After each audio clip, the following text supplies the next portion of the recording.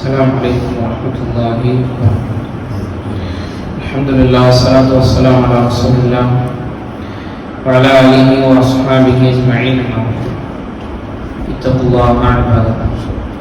عن قيس بن أبي عرزة رضي الله عنه من حديث അദ്ദേഹം പറയാണ് كان صلى الله عليه وسلم يقول رسول الله صلى الله عليه وسلم പറയുമായിരുന്നു يا معشر التجار إن البيع يحضره اللغو والحلف فشوبوه بالصدقة.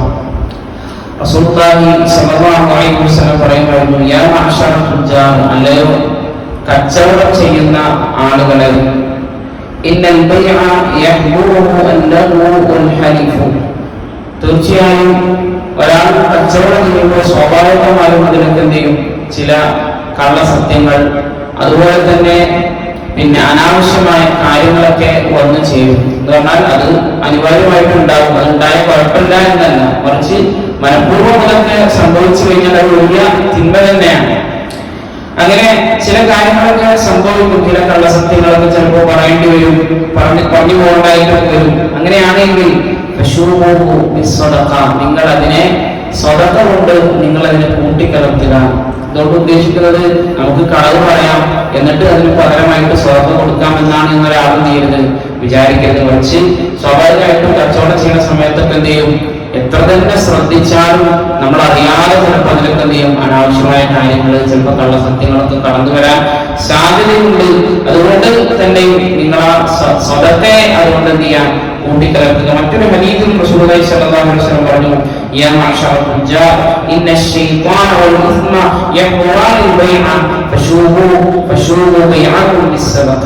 റസൂലുള്ളാഹി പറഞ്ഞു സ്വല്ലല്ലാഹു അലൈഹി വസല്ലം പറഞ്ഞു അല്ലയോ കച്ചവട സമൂഹമേ, തീർച്ചയായും ശൈത്വാനും അതുപോലെ തന്നെ തിന്മയും നിങ്ങളുടെ കച്ചവടത്തിൽ ഹാജരാകുന്നതാണ്, അവർ വരുന്നതാണ്. ഫശൂബു ബൈഅകും ബിസ്സദഖ. അതുകൊണ്ട് നിങ്ങളുടെ കച്ചവടത്തെ നിങ്ങൾ സ്വതക്ക കൊണ്ട് കൂട്ടിക്കലർത്തുക എന്നൊക്കെ റസൂലുള്ളാഹി സ്വല്ലല്ലാഹു അലൈഹി വസല്ലം പറഞ്ഞതിനെ കൊണ്ട് കാണാൻ സാധിക്കും. ഒരിക്കലും നമുക്കത് പറഞ്ഞുകൊണ്ട് അതിനുശേഷം കുറച്ച് സ്വതക്ക കൊടുക്കാമെന്ന് ആരും വിചാരിക്കരുത്. മറിച്ച് ഇത് മനുഷ്യ സഹജമായി വന്നു പോകുന്ന, അതായത് നമ്മൾ അറിയാതെ പോലും വന്നു പോകുന്ന കാര്യങ്ങൾക്ക് പരിഹാരമായിട്ടാണ് റസൂലുള്ളാഹി സ്വല്ലല്ലാഹു അലൈഹി വസല്ലം പഠിപ്പിച്ചത്. അത്തരത്തിൽ നല്ല സത്യസന്ധതയോട് കൂടിയാണ് നമ്മൾ സ്വതക്ക ചെയ്യുന്നത് എങ്കിൽ, നമ്മൾ കച്ചവടം ചെയ്യുന്നത് എങ്കിൽ റസൂലുള്ളാഹി സ്വല്ലല്ലാഹു അലൈഹി വസല്ലം പറഞ്ഞു അദ്ദാബുൽ സദൂഖുൽ അമീനു മഅൻ നബിയ്യീന വസ്സിദ്ദീഖീന വശുഹദാ. സത്യസന്ധനായ കച്ചവടക്കാരൻ അവൻ നാളെ നബിമാരോടുകൂടെയും സിദ്ദീഖുകളോടുകൂടെയും ശുഹദാക്കളോടുകൂടെയും ഒക്കെ ആയിരിക്കുമെന്നൊക്കെ റസൂലുള്ളാഹി സ്വല്ലല്ലാഹു അലൈഹി വസല്ലം പറഞ്ഞതായി കാണാൻ സാധിക്കും. മറ്റൊരു ഹദീസിൽ സമാനമായ ആശയം പറഞ്ഞു ഇന്ന തുജാറ യുബ്അസൂന യൗമൽ ഖിയാമത്തി തുജാറൻ. നാളെ കച്ചവടക്കാരായ ആളുകൾ തെമ്മാടികളായിക്കൊണ്ടായിരിക്കും നാളെ ഉയർത്തെഴുന്നേൽപ്പിക്കുക.